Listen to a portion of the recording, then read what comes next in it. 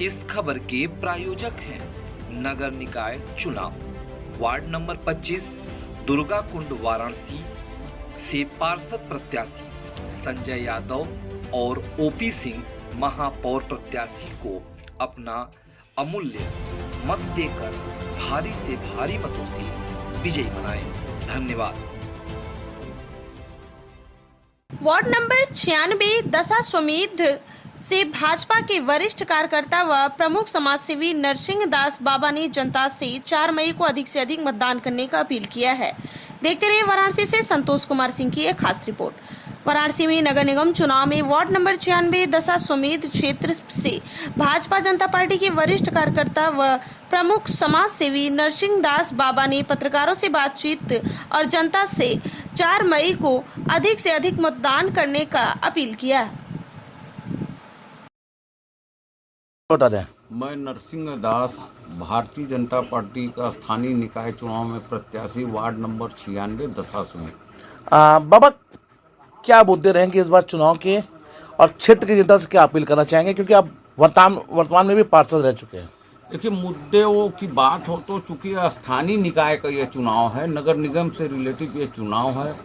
इस चुनाव में जो मुद्दे होते हैं वो स्थानीय मुद्दे होते हैं, स्थानीय समस्याएं होती हैं और उनमें जो सबसे बड़ी चीज़ें हैं कि शुद्ध पेयजल की व्यवस्था सुनिश्चित हो, सीवेज व्यवस्था दुरुस्त हो, सफाई व्यवस्था ठीक हो, स्ट्रीट लाइट की व्यवस्था ठीक हो, पथ प्रकाश के साथ साथ मार्ग सड़कें हों, गलियां चुस्त दुरुस्त हों।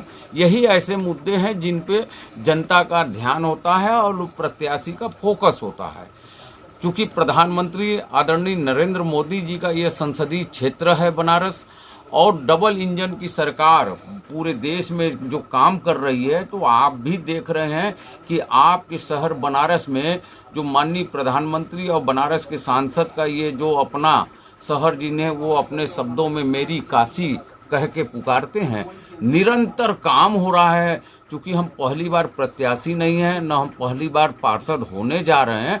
हमें जनता का प्यार अपने वार्ड का सन 2000 से निरंतर मिल रहा है, तो हम पूर्व में अपनी जिम्मेदारी और अपनी भूमिका को हम जानते हैं कि हमें एक मैनहोल का ढक्कन लगाने के लिए पूरी सभासदी का पावर और ताकत लगाना पड़ता रहा, महीनों दौड़ना होता रहा, तब जाके एक मैनहोल का ढक्कन हम बदल पाते थे।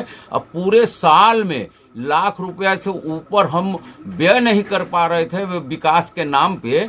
आज आप ये देखिए कि एक एक वार्ड में 15 करोड़ 20 करोड़ यानी एक विधायक का जो निधि होता है उससे ज़्यादा खर्च वार्डों में लोगों ने किया है पिछले रिजिम में।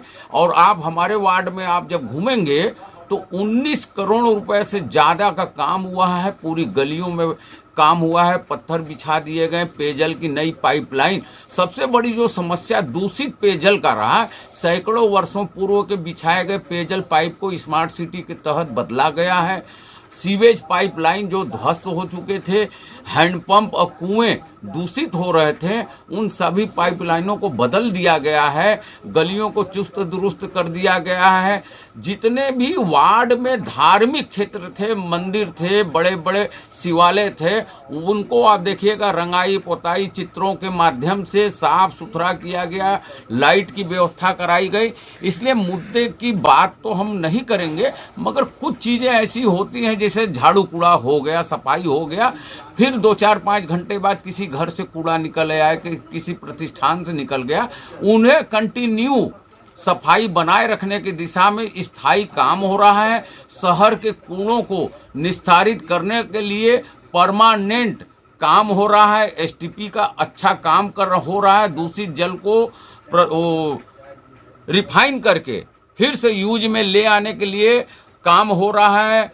मृत पशुओं के शव के निस्तारण के दिशा में अच्छा काम हो रहा है। ये कुछ ही दिनों में ये प्रयोग में भी शुरू हो जाएगा कि शहर में मृत पशुओं के शव का निस्तारण स्थायी रूप से हो, कहीं न किसी नदी में प्रभावित हो, न कुंड में डाले जाएं, न कहीं गाड़े जाएं। जैसे हम ह्यूमन मनुष्य के मृत शरीर का अंतिम संस्कार होता है, वैसे ही काशी के अंदर मृत पशुओं के शरीर का निस्तारण होने की व्यवस्था अंतिम क्षण में है। कुछ ही दिनों में वो सुविधा शहर को प्राप्त होगी।